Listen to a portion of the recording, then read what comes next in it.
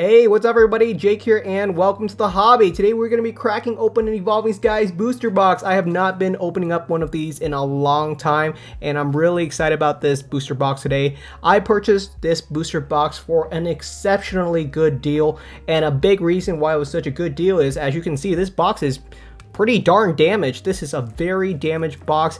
I think someone actually got a bit too handsy with a box cutter or a knife.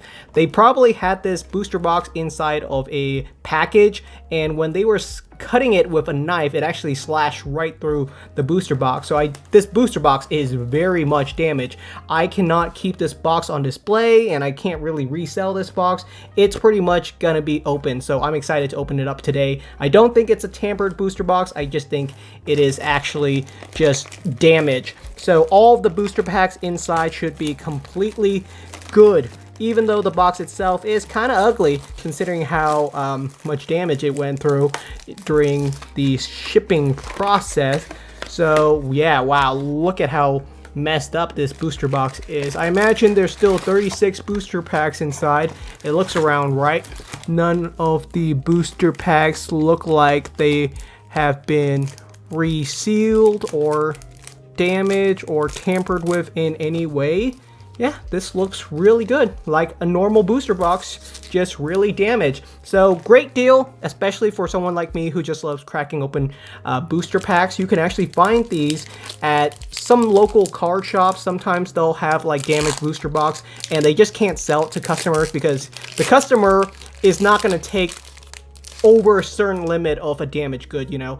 You can expect to see some level of damage on your booster box. There's no guarantee that you're going to get a nice crispy seal on your booster box, but you do expect some level of competence. This booster box would never go to a normal customer, but I was like, hey, I'll happily take that booster box for a decent price. So let's see if we can get some good pulls from our Evolving Skies booster box. We got Crustal holographic reverse, and in the back on our very first pack we got ourselves an Espeon VMAX. These VMAX cards are actually going for a solid price as well, last I checked.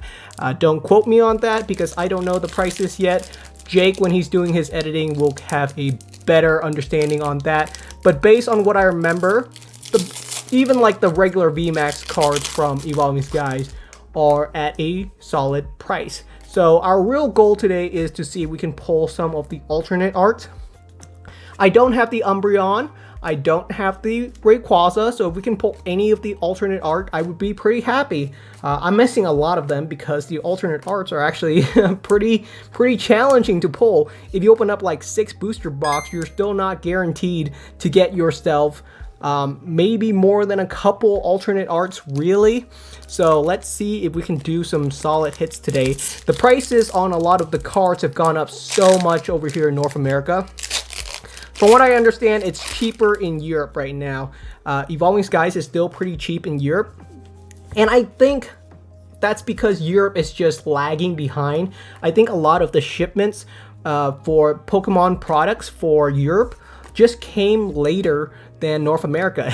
It's both a pro and a con that Pokemon products in Europe were just delayed. So I think a lot of the orders that North America got like 3 months ago are now finally reaching Europe. So now Europeans are actually having a little bit more products than North America for some older sets like Evolving Skies, but I do think the trend for North America will eventually mirror other places like Europe. So I do understand that Europe prices for Evolving Skies is actually cheaper than North America right now, which is very rare, but I do think eventually Europe will catch up and the prices for Evolving Skies booster box will climb in Europe as well. However, in the long term, I do think this set will eventually be reprinted.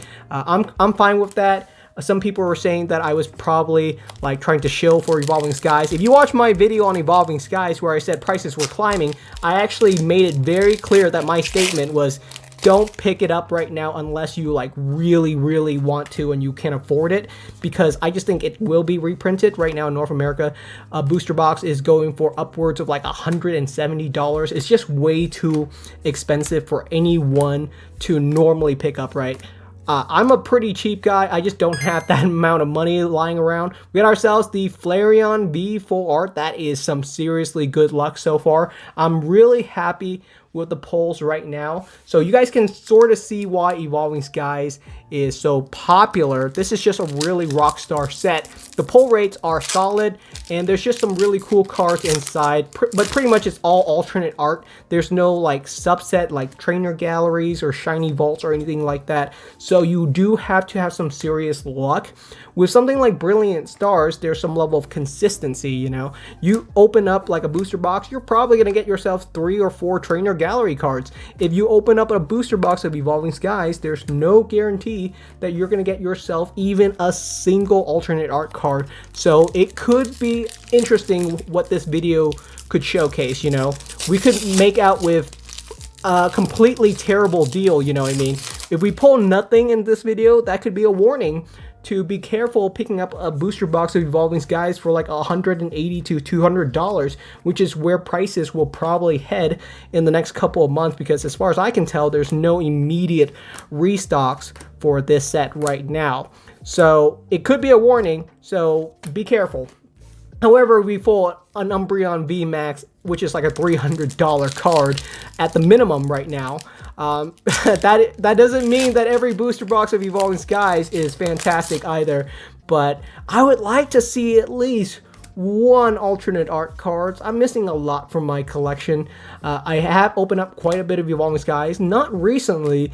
When it came out, I definitely opened up quite a few booster boxes. Pulled some decent alternate arts for sure, but none of the big ones. We didn't pull a Rayquaza, we didn't pull an Umbreon. I think the best one I pulled was like a Sylveon VMAX, which is actually my chase card. So I'm happy about that. I did pull my chase card. However, come on. I want the big ticket cards as well, same as everyone else. So we'll just see. We do 1, 2, 3 to the front, toss the energy. Moving on to our next booster packs, I'm really happy with the level of hits that we've seen so far. It's been very, very solid. And we're not even halfway through this booster box. We got ourselves another VMAX, and it is the Flareon VMAX. Happy to see it. You know, one of the things that my channel actually draws out is a lot of technical discussions. You would not believe the amount of analytical emails and comments that I get. It's just pretty ridiculous. I get a lot of just people sending me spreadsheets on pull rates and telling me like how I'm wrong about certain things, which is completely fine. I really appreciate the amount of work that the community puts together. Recently, someone actually sent me like a massive amount of data just explaining to me about how the way that I was looking at sets was incorrect. In a recent video, I was talking about the best pull rates for certain sets and how you can get some better pulls from some sets better than other, and I put like Evolving Skies pretty highly just because of how expensive the pulls in Evolving Skies was. But they were showing me like, you know, if you look at all the commons and uncommons and combine the full value of the whole entire set, certain sets actually outvalued other ones. And I completely agree with them. That's a fine way to look at a set. However, I think there's many approach to it, and I don't think my approach was incorrect, because the way I was looking at it is that you really only have to look at the top pulls, because that's honestly what most people care about, right? You could calculate the cost of every single card or the value of every single card, but the value of one common to the next is not going to really matter to most collectors. And Evolving Skies is a great example of that, because when the card prices inside of Evolving Skies climb, they don't all climb equally. The alternate arts were what people truly wanted. So you've seen a lot of alternate art cards from Evolving Skies climb over $100 over the past 2 or 3 months. But pretty much all the other cards, like the regular ultra rares and the full art trainer cards, none of those have really climbed up in value, and that's to be expected. The cards that people want the most are the ones that are going to climb. So while I think it's a fine way to look at a set, to look at every single card and what the total value of every single card is, I also think it's completely fine to just compare the major hits, because that's truly what people care about. I mean, you could say like, yeah, if you have 1,000 common Pikachu card, it's worth the same as like a Flareon V full art. But I can tell you at the end of the day, I would prefer to have the full art Flareon V over the 1,000 common Pikachu, right? Even though they're worth exactly the same. So you can't just monetarily look at every single card's value like that. Well, you can, but it's just a different approach. So I don't think there's anything wrong with that, and I think that all of these discussions are completely valid. So I'm really happy to hear that people are taking this like really seriously in some cases and putting down like massive amounts of data. So really kudos to you guys, and I'm really happy to see where the community's at, because some people are just so passionate about this little collectible card game that we're all really into. We do 3 to the front, let's toss the energy. Haven't pulled an alternate art yet, and I definitely want to pull one from Evolving Skies, man. Haven't pulled one in a while. Actually, is that right? Yeah, that's right. Haven't pulled one in a while. I was trying to think back inside my head, really jogging all through my files to see if I can find a recent Evolving Skies pull, because I love this set, and the booster packs have also gone pretty expensive over here in the States. Right now, if you want to buy an Evolving Skies booster packs, I think they're going for like maybe up to like $5 or $6, which is pretty expensive. So wherever I can find an Evolving Skies booster pack inside of any product, it's usually a pretty solid score for me. And there has been some decent products with Evolving Skies booster packs inside. So whenever I can scrounge through and find some just packs wherever, it's just nice to have, right? You guys are going to be really excited about some of the stuff coming up on this channel. I'm actually really excited because we got some really cool stuff happening pretty darn soon. I'd love to do a video just comparing all of the products that came out in the 25th anniversary, because we were inundated with so many products. There were so many things happening last year that I think it's a good time to just take a step back and be like, all right, now that we've been through the whole entire 25th anniversary, what was the best item to collect out of it? Because I know a lot of people were saving up money, holding it out and trying to collect like the best item from the 25th anniversary, because this is a pretty huge celebrations for the Pokemon company. So they definitely pulled out all the stops and did some really cool stuff last year, and I can't wait to just talk about like what I think are some of the best products that you can take away from last year was from the 25th anniversary, because there are some really cool stuff. And if there was ever a time to pick up collectible stuff, it's probably like right now, because in 5 years I do think a lot of the stuff from last year are going to be out of reach for people. Either way, they're going to definitely be more expensive. It just depends. It's really hard to see where the market will go. Pokemon has to continue to grow for the value of these products to truly climb. So will the community for Pokemon collecting continue to grow? The short answer for me is yes. I do think the community will continue to grow. There's still so many people that really enjoy collecting Pokemon cards, because in its very core, right? When you think about Pokemon from the very beginning, it's always been about collecting.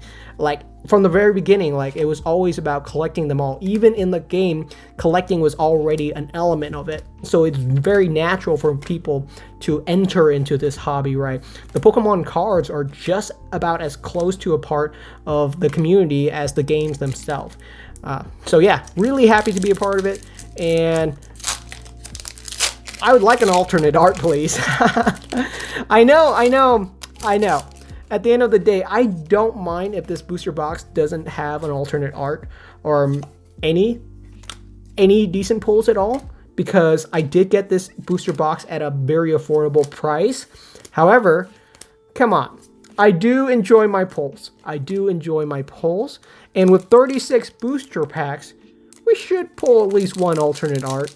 If we don't pull one, that's completely fair as well, because that is a potential scenario for viewers. So I want people to be aware of that as well.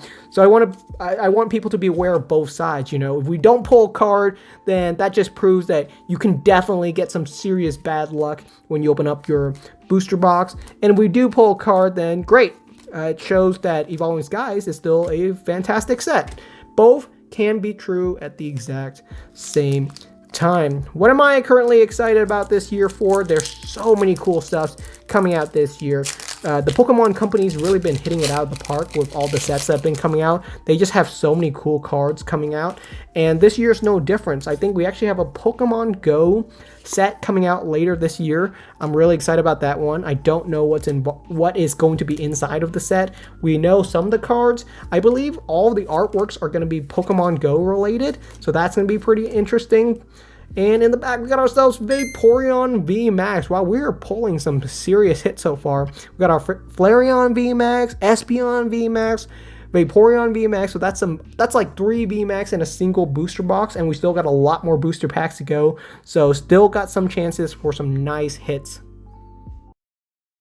We are on the home stretch. 12 booster packs left to go.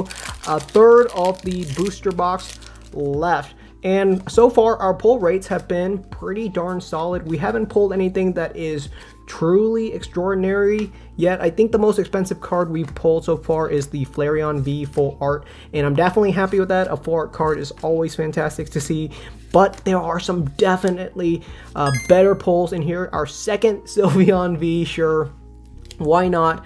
I can't complain with pull rates like these. We got ourselves like what, 7 or 8 ultra rares so far. That's pretty darn solid for a booster box. You know, you can expect about that many inside of a whole entire booster box. So we still have like 10 more booster packs to go. Odds are we might pull like 2 or 3 more ultra rares. So let's see if we can pull a solid hitter, because there are way more expensive cards than that inside of Evolving Skies. If you look at just combining the top 10 most expensive cards inside of Evolving Skies, you're talking about like what, $1,500 worth of value in those cards. Of course, you're unlikely to pull more than one of any of those top 10 cards in a single booster box, which is why so many people are buying up these booster boxes right now, because if you open up 10 booster boxes, it's going to cost you around, I don't know, probably $1,500. But if you pull like a couple of alternate arts, you're actually close to breaking even, if not profiting from the pack opening. Evolving Skies is surprisingly a good set to get some solid value back for your collection. For how much you spent on it, you do get some good value. So let's see if we can make the magic happen. Maybe it's in our final booster pack. Who knows? So far, the pull rates have been so hot, it's hard for me to complain that we haven't gotten a value card yet. Lycanroc VMAX, like I said, like what is this, like the 4th VMAX card? For sure, definitely at least the 4th VMAX card. In most pack openings, you're expected to see maybe 1 or 2 VMAX card in a single booster box. We've already gone way past that, so it's hard to complain when the pull rates are this good, even if we don't get anything good. All right, let's keep on going. Still like 8 more booster packs to go, and I'm at the edge of my seat, you know, because the farther down the list we go and we haven't pulled anything good, the more likely it is for me to feel like, oh my goodness, something good might be coming up. No matter what, like I said, I'm happy with the results for today. 3 to the front, we toss the energy. Can't complain with anything yet. We got ourselves Hypno, Holographic Reverse, and Galarian Zapdos as our holo rare on the back. That's another thing. I think that's like our 5th holo rare or something. So we're definitely batting above average, is what the saying would goes. And we still got a lot more booster packs to go. I keep saying that, but it's true. It feels like for booster boxes, you almost like never run out of booster packs. It just keeps on going. Some people can go through a booster box very fast. I'm doing my best to crack these booster packs open, and I can't. Like, this is about as fast as I can go. If you're a family and you're opening up booster packs together, like if you have like a fun like booster box party, it can take you a solid hour to go through 36 booster packs. You know, if you're really looking at the cards and collecting them. So we'll just see. We do 3 to the front, toss that energy, give me an alternate art cards. It has to be somewhere in here, right? It actually doesn't have to be. We haven't seen a secret rare yet. And it is true that you do pull on average of 1 secret rare per booster box. I've had this discussion many times. You're not guaranteed to pull one. You might not see a single secret rare. You might see 2 secret rares. So it just really depends. We do 1, 2, 3 to the front, toss that energy. Well, if we don't get a hit from this booster box, that just guarantees you that I don't like seed my booster box. That's like the most common thing that Pokemon YouTubers get called out for, is seeding booster box. But I don't know anyone that does that, because at the end of the day, I promise you, viewership is not based on pull rates. I mean, like, some people think it is, but it really isn't. Like, it doesn't matter if my pull rates are fantastic or terrible. People don't watch channels for the pull rates. That's just how it goes. We do 3 to the front, toss the energy. Maybe if like you're like trying to go for a viral hit, you might want to get like a fantastic pull rate. Like if you pull like a base set first edition Charizard, that video is going to get a lot of views regardless of who pulled it. You know, stuff like that will happen, but in general, it doesn't really matter to most YouTubers what their pull rates truly are. All right. Man, if this booster box doesn't give us a hit, you know what that means. I'm probably going to have to open up another Evolving Skies booster box, because that's just how it goes.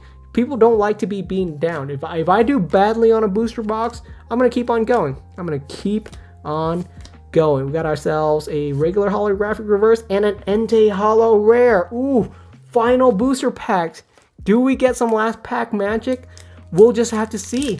I'm excited. I'm really excited for this final pack. Doesn't even matter if it's a dud, because the odds are it is a dud. That's the thing. So if it isn't a dud, I feel like you know what I mean? Like, I feel like I would just be super like blown away if it wasn't like a regular dud. Like if it's like a truly like a rare card in the back. But I would be completely fine if we didn't get anything on the back of this booster pack, because it doesn't matter. That's what I'm assuming we'll get anyway. Oh, I'm so excited. We've got Boost Shake, holographic reverse, and in the back, Appleton as the rare. Wow, what a booster box opening that was. I know. We didn't pull anything ridiculous, but I am like so pumped right now. I don't even know why. That was such a cool pack opening for me personally, even though I didn't get a ridiculous hit, and I'm surprisingly enjoying myself. That's sort of the fun with pack openings sometimes. You just live for the hype. And this Appleton, I'm going to sleeve it up, and it's going to go inside of a top loader inside of my collection. And I'm going to remember this booster box. I don't know why, I just really enjoyed the experience. And like I said, it's hard for me to complain when our pull rates were just really good. We just didn't pull an alternate art, and that just means I'm going to come back to this set later. Overall, what are my final thoughts on Evolving Skies? I still think it is a strong set, but it is very hit or miss. That's just the way the Pokemon collecting is when it comes to pack opening. You can pull 0 alternate arts, and you can pull $300 value. It goes both ways, and that's pretty much it. All right, guys, thank you so much for watching. I'm going to definitely frame this card somewhere, and I will see you guys next time.